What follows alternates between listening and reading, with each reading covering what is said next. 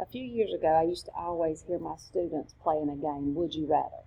And they would just ask various questions. So I'm going to ask you a question. Would you rather have $1 million and no phone ever? So you would have $1 million, but you would never have a cell phone. Or be broke, which means not have much money and have a phone. So what I want you to do is after you watch this video, I want you to tell me which one of those would relate to you. Would you rather have $1 million and no phone, or be broke and have a phone? Okay, so the would you rather game is going to kind of relate to math a little bit, because I was thinking about this money, and my daughter used to say, Mama, will you buy us a beach house? And I would say, if I win $1 million, then I'll buy you a beach house. Well, what we're going to look at today are some variables, and we're going to put this in tables in just a few minutes. So if A equals 2, then what does C equal if we want to say 3 times A? So if this means 3 times A, I can take and put a little, I like parentheses for times. So that just means 3 times A. So 3 times A is 6. So that simply means C is 6. And you probably did this in 5th and 6th grade, so I'm not going to spend a whole lot of time on it.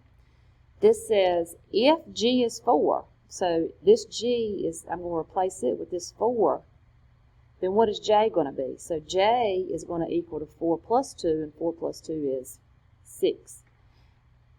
If W is 6, then what does C equal? So C is going to be equal to 2, and I'm going to take this 6 and replace it or substitute.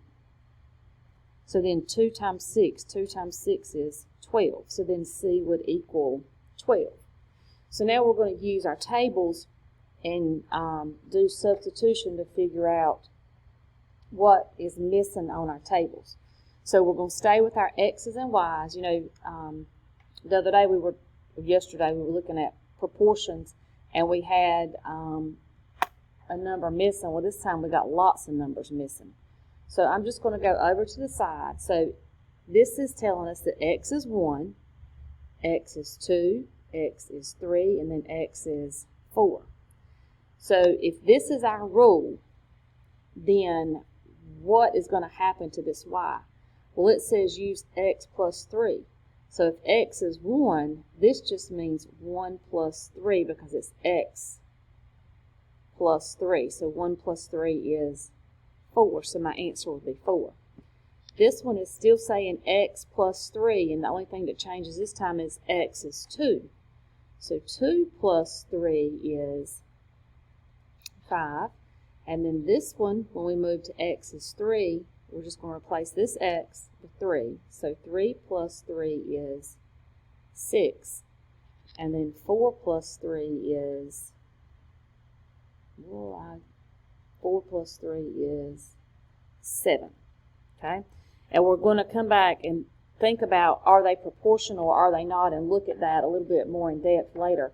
But for today, we're just going to practice substituting. So now we've got X minus 5. So we're missing all of these Y values. We have our X values, but we do not have our Y values. So I can come over here. I know for all of these, I'm going to put X minus 5. So when X is 5, what happens? I get 5 minus 5, which is 0. Well, I'm going to substitute this 10 in for this X. So now for this one, it's going to be 10 minus 5, which gives me 5. And then when the value of X changes to 15, 15 minus 5 is 10. And then for this one, we're going to do 20 minus 5, and we're going to get 15.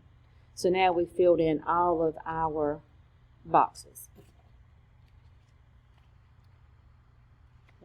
I'm struggling to get my papers apart. Okay. So now this means 2 times X. So we've got all of our X values. We're looking for our Y values. So we've got 2 times X. So this one's going to be 2 times 5. And 2 times 5 is 10. This one's going to be 2 times 7 because the X value changed. Then we've got 2 times 9. And then on the last one, 2 times 11. So I hope you're thinking, oh, this isn't bad at all. We're going to add in one more step, 2 times x plus 1. So 2 times x, and this one it's going to be 2 times 2, and 2 times 2 is 4 plus 1, and 4 plus 1 is 5. Then we're going to do 4 times 2, and 4 times 2 is 8, plus 1 is 9. And then we're going to do 6 times 2, which is 12, and 12 plus 1 is 13. Then we've got 8 times 2, or 2 times 8, either one, and we get 16 plus 1, and then we get 17. And then for the last one, we've got 2x, which is going to be 2 times 10, because this is 10 is our value here. So that's going to be 20 plus 1, which is 21. And all in, all done for the day. Hope you find that pretty simple. We're going to do a few practice problems and then add to it tomorrow.